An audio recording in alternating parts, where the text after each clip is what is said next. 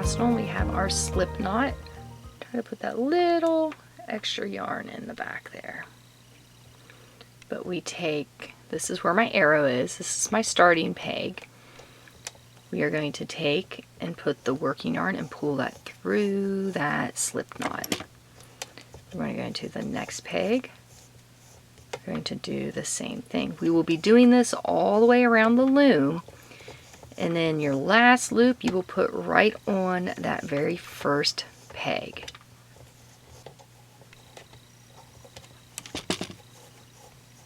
We're at that last one, so just go ahead and put that loop on there.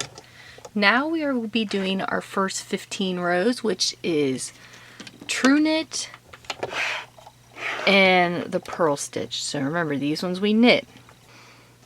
For your true knit, hold your working yarn above the stitch on the peg, and you take your loom tool and you pull it down below. So you're going to have this loop coming from the bottom. You're going to take the old loop off, and you got your new one.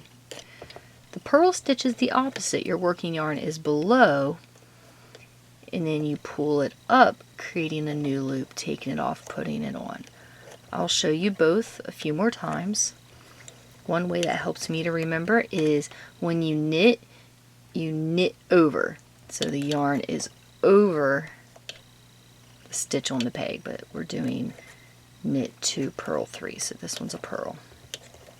So this one, we got a knit. So working yarn is held over. Purl, working yarn is below.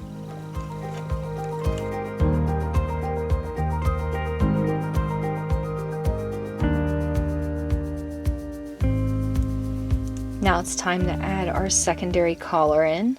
I'm just doing a slip knot and tying it to just a random peg. We're still using the arrows on the front and this back peg, the front and this back loom as our starting reference points.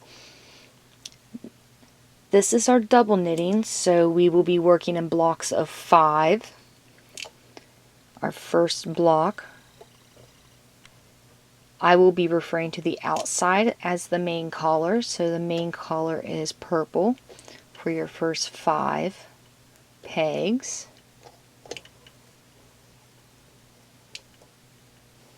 And you can adjust it as you need. And now you can see there's the next pegs. So then we know the main collar is green for the next 5 after that. If you have any trouble with dropping stitches, or you're concerned that you might drop a stitch and then have to go all the way back and fix it, you can go ahead and knit over. This first round there will only be 2 stitches on the front side. We are back at the slip knot that we added. So I'm going to go ahead and just knit over the front side since this is the first row. Put the purple on that side. I'm going to knit over the first few over here to lock in where that purple is. I can take it off here.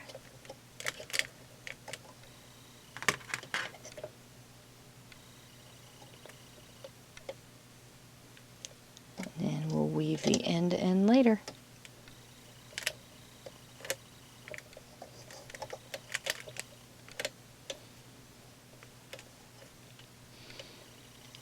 Okay, back at the beginning, take and knit your bottom over the top.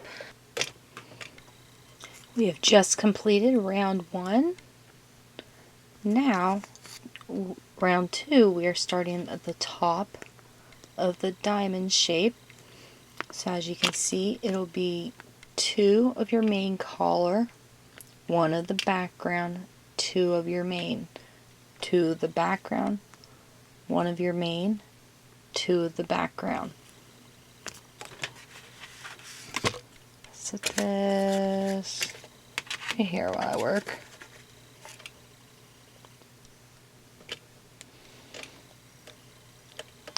I've got the foreground. So I got 2, and then 1, 2 of the other collar. I'm switching to 1, 2.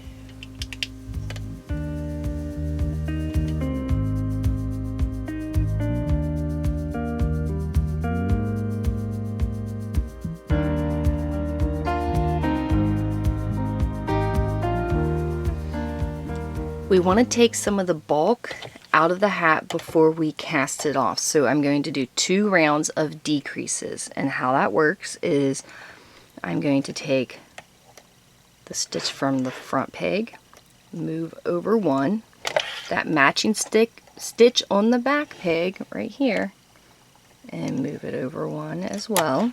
I'm going to count 3. 1, 2, 3. That 4th one I will move over. I'm going to do this on the back as well. So 1, 2, 3, and then that 4th one we move over. I went ahead and done it the rest of the way around the loom. Go ahead and push it down.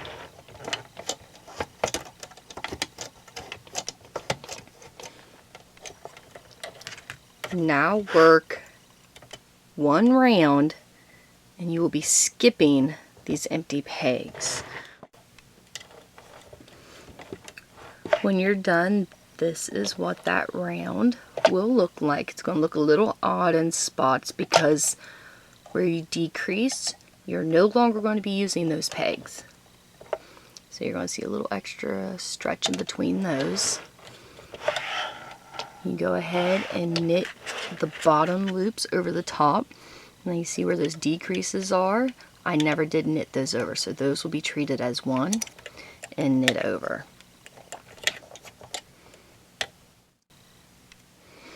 As you can see, there's going to be 3 empty peg, 3 empty peg. We are doing our second decrease, which we're going to be going in the middle of these 3s. So that second one, we will move over. I'm going to do the inside loom as well, but I'm just going to show you on the outside loom. And when you're done, every other peg on the entire loom will be empty. Alright, so we'll go ahead and push this down. I'll show you what it looks like before we work the row. Every other peg will be empty. And every other one with stitches on it are going to have double stitches. Go ahead and work this round. Every other peg just has 1 stitch on it. We've worked that last round. So now we are going to take all the stitches from this inside loom, place on the corresponding peg on the outside loom. So it's still going to be every other peg, but now every other peg will have double stitches on them.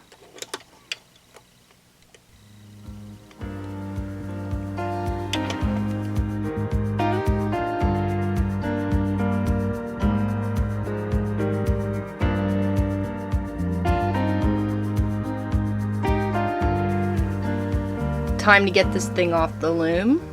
We are going to be using a flat top bind off. I went ahead and cut one of my working yarn, so I only have 1 collar running. It doesn't matter which collar, you can leave them both if you'd like. But to do this cast off, I'm going to need some extra yarn here. So I'm going to wrap the working yarn around the loom 2.5 times and then cut. There's my 2.5. Okay, actually I did 3 times. I'm working with wool, so it may want to do the little felt balls. I just deal with those as they come. Now, what we're going to be doing, you can either pull it up through the top, down through the bottom. Just be consistent with what you do. We are going to be taking the working yarn and putting it through every other stitch that is on the loom. Back at the beginning, now we will get all the ones we didn't get the first time around. Now you can go ahead and get this one right here, the very first one, or you can skip it over. I'm here, I'm going to go ahead and grab it.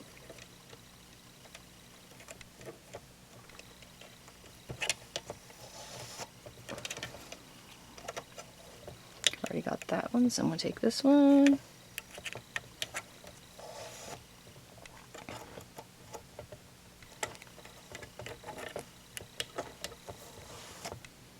I've got them all ran through. Now, just take it off the loom.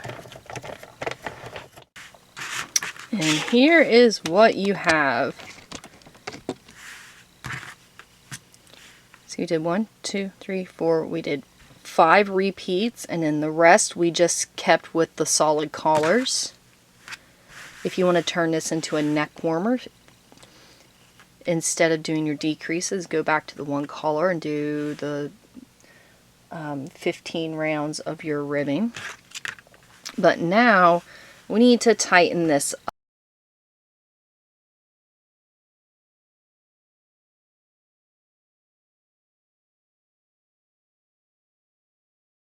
up.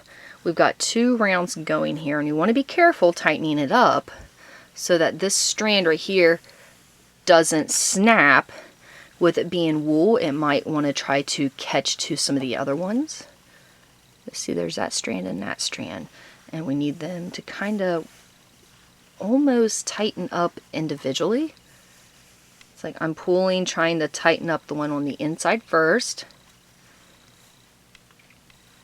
Alright, now it is almost, and you'll be able to see it start to, you'll be able to see like 2 levels. That's the best way to phrase that. Alright. Take my crochet hook.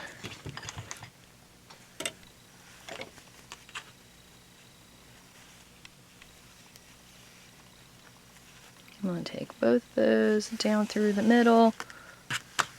Flip this thing inside out. Oh, I guess I can take stitch marker off.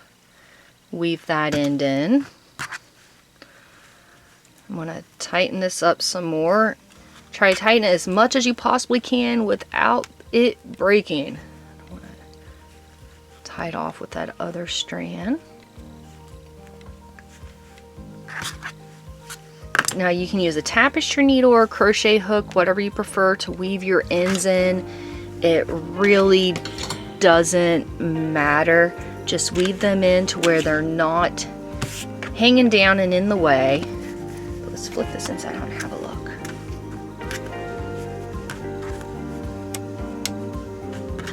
Oh yay!